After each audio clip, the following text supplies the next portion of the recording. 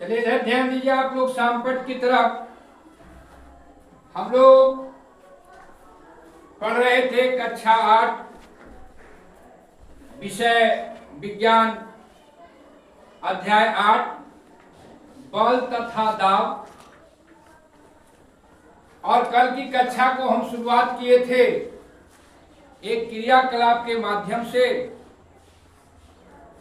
कि हमने कुली की भूमिका में आए थे। क्यों आए थे?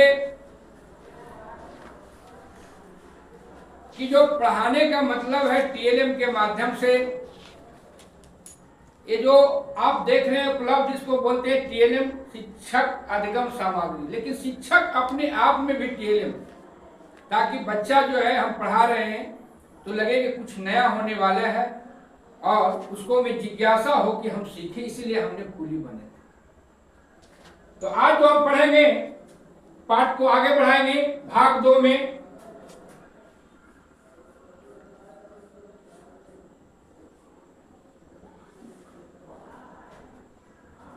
कि बल, अपकर्षण और अभिकर्षण, किसी चीज को धक्का देना, खींचना, उठाना, क्या करते हैं? किसी न किसी रूप में हम बल का प्रयोग करते हैं। दरवाजा को हम खोलते हैं, बंद करते हैं, तो दरवाजा को हम लोग खींचते हैं। तो खींचना क्या हुआ? अभिकर्षण, खींचना, पुल। और फिर क्या करते थे? हम दरवाजा को बंद करते हैं तो धक्का देते है ना। तो उसको बोलते हैं क्या? पुश कर दिया, है ना।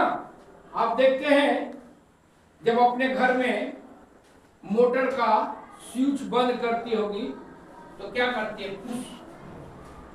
पुश करती है ना। पुल। फिर आप क्या करते? एक बार धक्का देकर छोड़ देते हैं तो क्या करता? खुल जाता। पुल और पुश। तो आपको इसको समझना है। और पिछले कक्षा में आपको पढ़ाया गया था चुंबक के बारे में। अपकर्षण अभिकर्षण के ऐसे भी समझिए, है ना। अब समझिएगा ये चुंबक है। अपकर्षण क्या हुआ, अभिकर्षण क्या हुआ, तो प्रयोग से समझिए। विज्ञान कहता कि करके सीखिए, विज्ञान कहता कि करके सीखिए।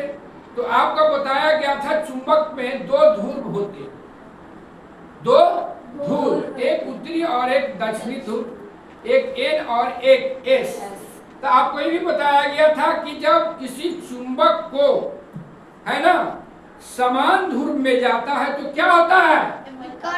विकर्षण। क्या होता है? अगर ये N है और N के पास ले जाएंगे तो क्या हुआ? विकर्षण।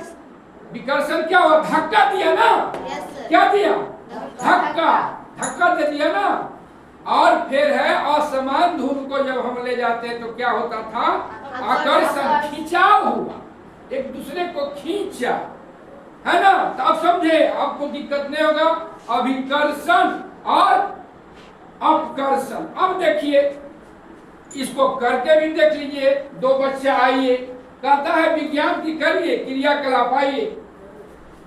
अब देखिए, ये आपका चुंबक है और देखिए ये आपका एक बिंदु जरा लगा हुआ है, इसको हम लोग बोलते हैं N। और इसमें भी देखिए चुंबक जो है इसमें भी लगा हुआ है आपको बिंदु, है ना। तो क्या हुआ? N, मतलब इस समान ध्रुव हुआ। अब देखिए अपकर्षण, अभिकर्षण, आकर्षण और विकर्षण कर को हम लोग सीखेंगे। तो देखिए हम समान ध्रुव को ले जा रहे हैं इसके पास, क्या हो रहा है? नहीं ना, क्या हो रहा है? भाग रहा, एक दूसरे को धक्का दे रहा है ना, धक्का न दे रहा है। अब देखिए हम अब जो है कि अब विपरीत ध्रुव को ले जा रहे हैं, है ना। ये आपका N है और N के पास हम S को ले जा रहे हैं, S को।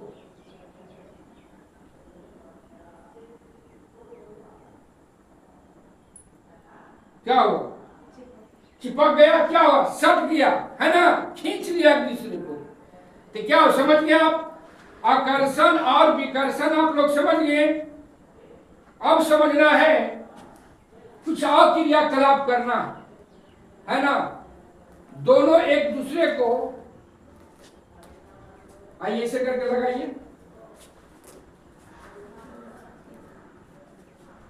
अब इसको बताइएगा, ये धक्का दे रहा है कि खींच रहा?